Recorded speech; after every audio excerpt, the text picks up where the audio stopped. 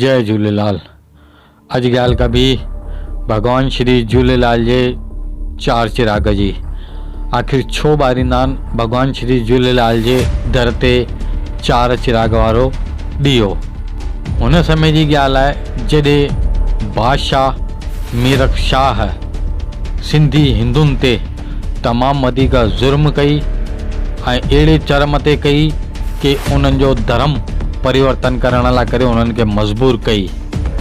हिन ॻाल्हि सां परेशान थी करे असांजा वॾा बुज़ुर्ग मायूं ॿार सभई मिली दरिया जे तट ते विया ऐं उते लगातार 40 ॾींहंनि ताईं निरंतर भॻवान वरुण देव खे यादि कयनि, मंत्रोच्चारण कयनि ऐं हुननि खे प्रकट थियण लाइ करे मजबूर कयनि। राइट, 40 ॾींहंनि खां पोइ वरुण देवता पले ते सवार थी प्रकट थिया।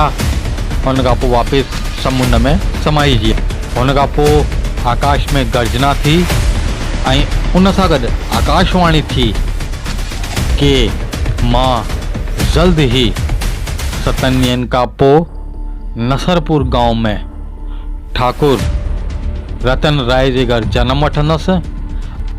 हर मुश्किल, हर दिक्कत, हर परेशानी का निजात ॾियारींदसि। जीअं कि आकाशवाणी थी हुई कि मां 7 ॾींहंनि खां पोइ नसरपुर गांव में ठाकुर रतन राय जे घर त उन स्वरूप 7 ॾींहंनि खां पोइ ते भगवान श्री झूलेलाल अवतार वरितो।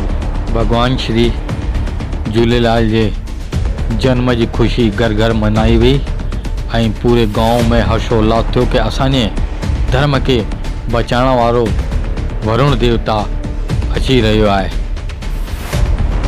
झूलेलाल जे पिता साहब रतन राय पूरे घर में सचे घी जा ॾीया ॿारिया ऐं जिते ॿार जो पींगो लॻाई यानी झूलो लॻाई उते 4 वटुनि सां अटे मोदक में दीपक ॿारियई, जंहिंसां कि देवता प्रसन्न थींदा आहिनि। देवता देवताउनि जी आराधना थींदी आहे।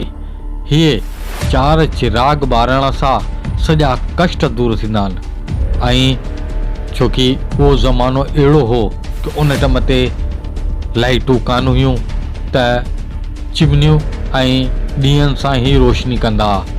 रतन राय भगवान श्री झूलेलाल जे समक्ष कि इहो देवता स्वरूप आहे, ये देवता जो अवतार आहे, त उन समक्ष सदाई 4 वटुनि वारो ॾीया ॿारे रखंदा।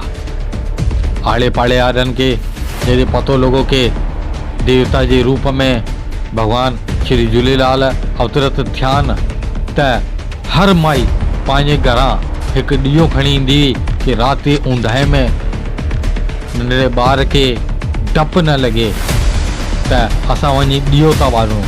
पर जेॾी महिल बि उहे रतन राय जे घर वेंदियूं हुयूं त ॾिसंदियूं हुयूं कि हिकिड़ो विशाल 4 वटुनि वारो ॾीओ पियो ॿरे।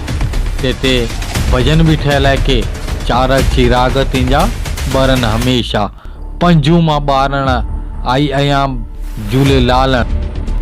4 चिराग जे पुठियां इहो गूढ़ रहस्य आहे कि 4 में मालिक राज़ी रहंदो आहे, 4 दिशाऊं थींदियूं आहिनि ऐं 4 वटू लॻाए करे जेको ॾीओ ॿारबो आहे मोदक जे अंदरि, अटे मोदक जे अंदरि, तंहिंसां घर में ख़ुशहाली थींदी आहे, सभई कष्ट दूर थींदा आहिनि। इन कारण असांजे भगवान श्री झूलेलाल जे समक्ष हमेशह अटे मोदक सां 4 चिराग प्रज्वलित कया वेंदा आहिनि। ऐं उन ज़माने खां वठी अॼु ताईं चंड ॾींहुं अॼु बि हर झूलेलाल जे मंदर में इहो मोदक ठहींदो आहे ऐं तंहिंमें 4 चिराग ठाहिया वेंदा आहिनि ऐं पूॼा करे पलो पाए कणा प्रसाद करे तंहिंखां पोइ इन जोत खे परवान कयो वञिबो आहे। तंहिंजे अलावा भगवान श्री झूलेलाल खे ज्योति स्वरूप भी चयो वियो आहे।